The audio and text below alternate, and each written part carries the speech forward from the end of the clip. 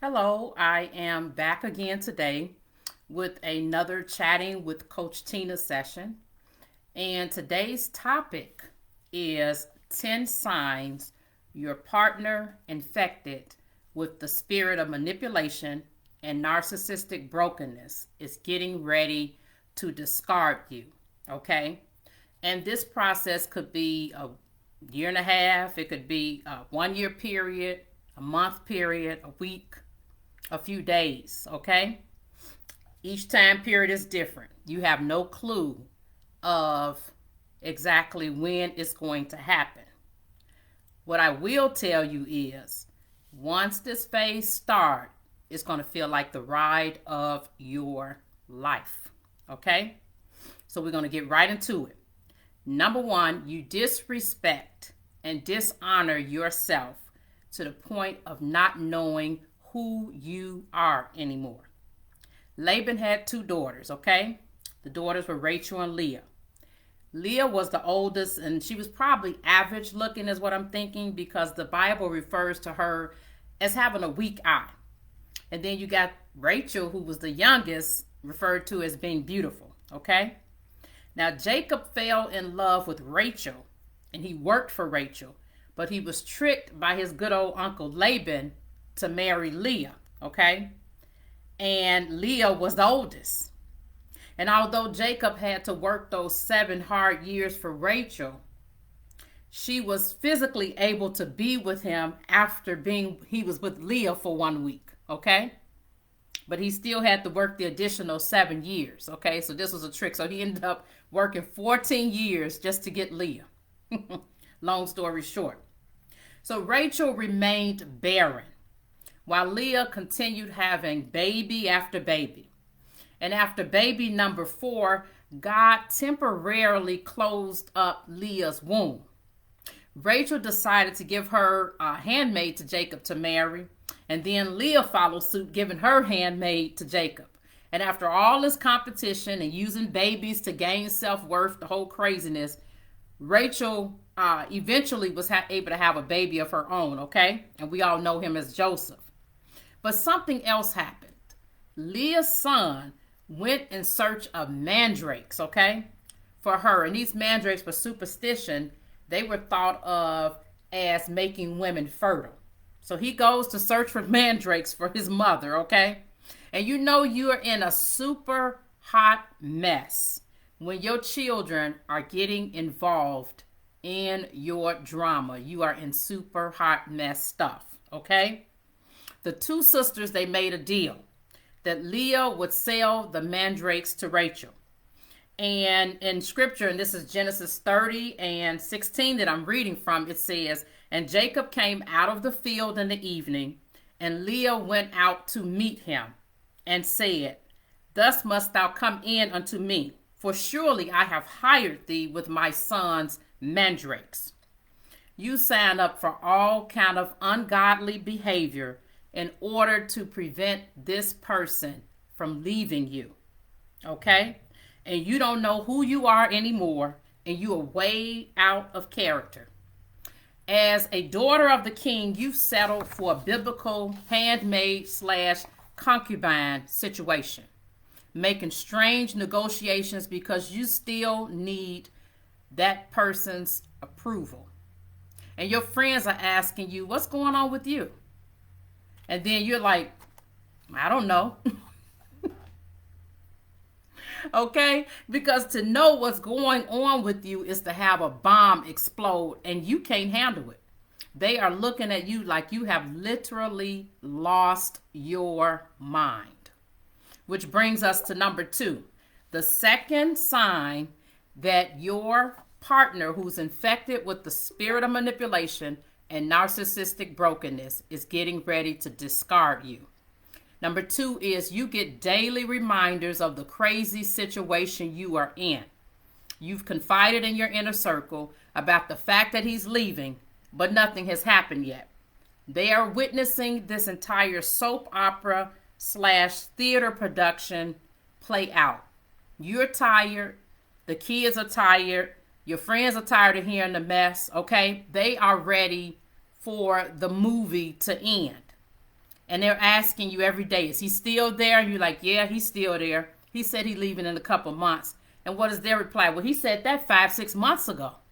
And they're still looking at you like, what are you going to do in this situation?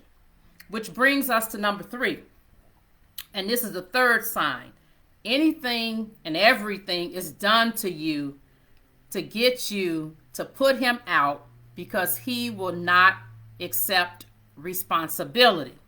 And in Genesis 3:11-14, it says, and he said, who told thee that thou was naked? Hast thou eaten of the tree whereof I commanded thee that thou shouldest not eat? And the man said, the woman whom thou gavest to be with me, she gave me of the tree, and I did eat. And the Lord God said unto the woman, what is this that thou hast done? And the woman said, the serpent beguiled me, and I did eat. So not only are they refusing to take responsibility of the fact that it is their decision to leave, okay? They want to make you go crazy in the process. I don't care how strong of a person you are. If you are going from monthly, then weekly, then daily drama, this kind of drama every single day, you are going to be drained on all levels, emotionally, mentally, spiritually, physically, even financially. It's inevitable that you're going to end up with some type of trauma or full-blown PTSD, because you can't keep going on and on like this in this type of foolishness day in and day out. Their unspoken mantra is, I'm leaving and taking everybody down with me. And we were not, as I was just talking about, we were not made to be able to actually stay in a sense of fight or flight every day, all day long. Our systems were not made to be dealing with that kind of stuff. Okay? So what are the things that that are actually being done to you? Because I said anything and everything is done for you to put them out. They got the new supply calling you. Okay? The belongings are being brought in the house. The kids are being emotionally and mentally treated a certain type of way. Letters are coming in the mail. Okay? I mean, this is happening on a daily basis. Okay? And it brings us to number 4, the fourth sign that you are getting ready to be discarded. You are told, I'll always love you, but I'm not in love with you. We can still be friends. The last thing you want to do is to sit and have a friendship with a toxic romantic partner and think it's not going to affect you. Okay? Friendship for them equals backup supply. Okay? It just doesn't work that way. And if you think it does, you're dealing with one of those situations that the old folks would say when I was little, you don't believe that fat meat is greasy. In Matthew 12:43-45, it says that when an impure spirit comes out of a person, it goes through arid places seeking rest and it does not find it. Then it says, I will return to the house I left. And when it arrives, it finds the house unoccupied, swept clean, and put in order. Then it goes and it takes with it 7 other spirits, more wicked than itself. And they go in and live there. And the final condition of that person is worse than the first. That is how it would be with this wicked generation. So once you do the work of reclaiming your power and identity, and you get caught up with your ex once again, you are inviting 7 other spirits stronger than the first ones that you dealt with to come into you. After you've already cleaned yourself out from the spirit of manipulation, you're just inviting all of that, and it's going to be worse. And other than co-parenting, which that's a whole nother level and a whole nother chat, the best thing you could do is work on healing and reclaiming your power and identity. Okay? And then when you wonder why it is that you're not making progress, it's because of your own doing. You're still trying to hold on and having a piece of a person. And it's like going to the grocery store. Imagine going to the freezer department. You purchase a cheesecake, okay? You go to the checkout. You pay for the whole entire cheesecake. The cashier rings it up, charges you the full price. And then before the bagger bags it up, The cashier says, hold on a minute. I got to cut a piece, give you a slice of the cheesecake. It's like, well, what do you mean you're going to give me a slice of it? That's what you're settling for when you've decided you're going to still try to be friends with your ex-toxic partner. You're going to get a piece of a situation that you don't want to have, and you're going to invite those spirits right back in, okay? But that's what you do when you continue relationships with toxicity. You get lack on your boundaries, and you're not living in a God-honoring situation, okay? It's not good for you, and it's also not good for the kids. Number 5, you find evidence that there is another supply. You start seeing your partner every few days, literally. When you go on family outings, they're playing disappearing acts, so to speak, like a magician, okay? Phone is blowing up 100 miles an hour, like a bomb has gone off. Number 6, you are reminded of the insecurities you disclosed to them in the beginning. And what are these insecurities? Well, you know, when I met you, you were overweight. Yeah, you had low self-esteem when I met you. You had low self-worth when I met you. Yeah, you know, your face was all broken out with acne. And you're sitting there and you're going like, oh my gosh. And you're trying not to let these things affect you, but just like the thought of them, because you know that like, this is not good and this is stirring up some kind of feeling in you, okay? Well, you know, you did look kind of simple and dressed kind of simple. Just any old thing to belittle you and like rub it in like, I'm about to go, baby. Okay? Basically, the same insecurities you had when you met them are used for the excuse as far as why they are leaving you. Which brings us to number 7. They reveal some things that they never told you before. The mask is slipping on a daily basis, leaving you thinking, who in the world says stuff like that? Okay? And what are they saying? You're like, well, you know, what's being said? I always thought of myself as a ladies' man. I really wanted to leave you 5 years ago. But because you're in such a fragile state, literally, your mouth is just gaped open and you are waiting for it to literally like just hit the ground at any moment, because the things that are being said at this point, you know they're true, but then you start thinking to yourself like, who does some stuff like that to try to like inflict this type of pain, like just like a domino effect type of thing. You in shock, but at the same time, like I said, you know that this stuff is true, that these things are not a lie, and you're trying not to react to them and holding on for dear life, but it's not working so well, right? But what happens is the truth about who this person really is not going to come out until they get ready to leave you, because they don't care if you know at that point who they are. They know that they're on their way out and that it's over, which brings us to number 8, stringing you and the kids along. And what does that look like? Constantly reminding you that they're leaving, proposing a cake and eat it too situation. Maybe we can go a year or 2 and separate, and then I'll return. What that is equivalent to is saying maybe you can be backup supply. Okay? So if the new pack of batteries don't work, I still have you. Okay? That's what it is. I can still think I can come back. The devil is a liar. When you honor, respect, and value yourself, okay, then they will honor, respect, and value you. Genesis 30:20 was when Leah thought being a baby factory would bring her the honor that she longed for in her husband, which is why she named her son Zebulon, okay, which means honor. So when you sign up for that, you're thinking, okay, maybe he can do a separation and then we'll get back together. That would seem like the normal thing to do, not in a situation of a person that has narcissistic brokenness. That is equivalent of installing a pet door, okay?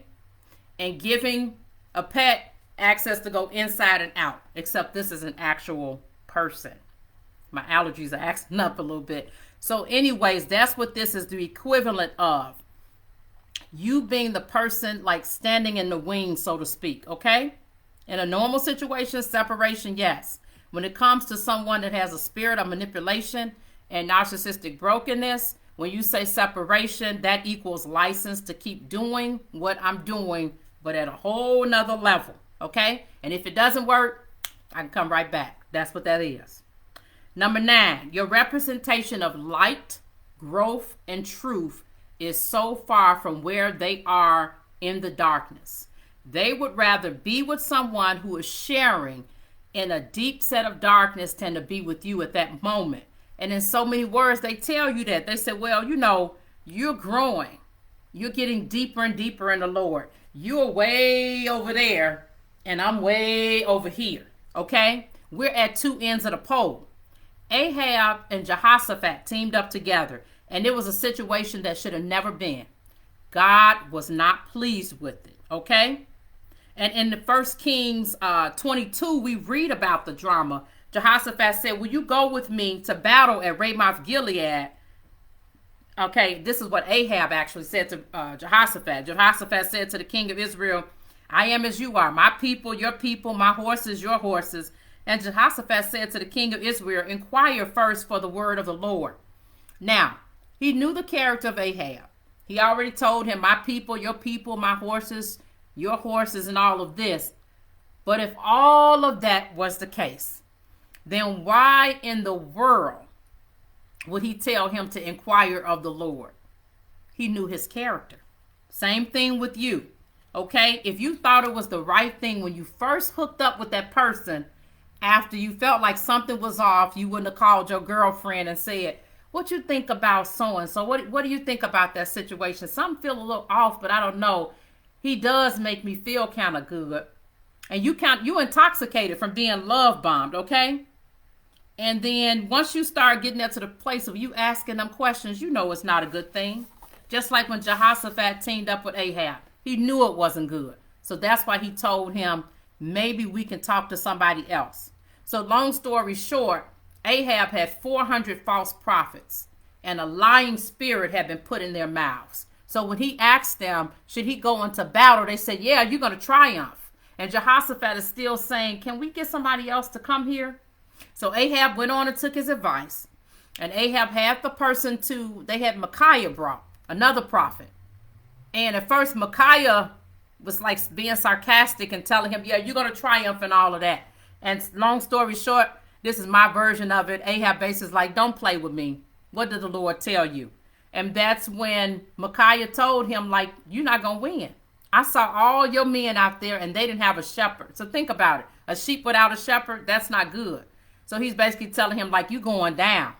And Ahab was not pleased with that. He's just like, you know what? Take him away, put him in prison. And Micaiah said, well, you know what? If you win, then of course, then I've not spoken the word of the Lord to you. So basically he was saying, like, okay, you can believe what you want to believe. So what do you think happened?